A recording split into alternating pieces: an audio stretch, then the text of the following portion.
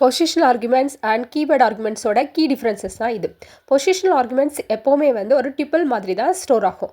அதுக்கப்புறம் அது ஃபங்க்ஷனுக்குள்ளே கால் ஆகும்போது அதோட ஆர்டர் மாறாமல் அப்படியே கால் ஆகும்.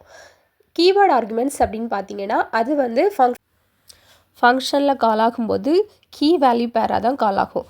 எப்போவுமே வந்து கீவேர்ட் ஆர்குமெண்ட்ஸ் வந்து டிக்ஷனரியாக தான் ஸ்டோர் ஆகும்.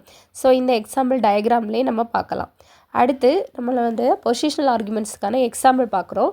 இதில் அந்த ஃபங்க்ஷன் டிஃபைன் பண்ணியிருக்க இடத்த பாருங்கள், மல்டிப்ளை ஆஃப் ஸ்டார் ஆர்குமெண்ட்ஸ்னு இருக்குது. ஸோ இந்த ஒரு சிங்கிள் வேரியபிள்குள்ளே தான் நம்ம ஃபங்க்ஷனை கால் பண்ணுற இடத்துல நிறைய நம்பர் ஆஃப் ஆர்குமெண்ட்ஸ் வந்து பாஸ் பண்ணுறோம். அந்த ஆர்குமெண்ட் 2, 3, 4 இது எல்லாமே வந்து ஒரே ஆர்டராக ஃபார் லூப்புக்குள்ளே ஐட்ரேட் ஆகும்போது ஆர்டர் மாறாமல் அப்படியே வந்து வரும். ஸோ வந்து தான் அங்கே வந்து மல்டிப்ளிகேஷன் வந்து நடக்குது. அப்புறம் நமக்கு ரிட்டன் ரிசல்ட் வந்து அதை மல்டிப்ளை பண்ண வேல்யூ கிடைக்குது. அடுத்து கீவேர்ட் ஆர்குமெண்ட்ஸோட எக்ஸாம்பிள் பார்க்கலாம். இதில் அந்த டிஸ்பிளே இன்ஃபோக்குள்ளே அதே மாதிரி நம்ம வந்து சிங்கிள் வேரியபிளை தான் கீவேர்ட் ஆர்குமெண்ட்டாக பாஸ் பண்ணுறோம். பட் அந்த ஃபங்க்ஷனை கால் பண்ணுற இடத்துல அதுக்குள்ளே கீ வேல்யூ பேர்ஸை வந்து நம்ம அனுப்புவோம். இது எல்லாமே டிக்ஷனரியை வந்து எப்படி நம்ம வந்து பிரிக்கிறோமோ டாட் ஐட்டம்ஸ் ஆஃப் யூஸ் பண்ணி அதே மாதிரி தான் இது ஃபார் லூப்பில் வந்து key value in keyword arguments dot items of அப்படின்னு ஸ்ப்ளிட் ஆகும்.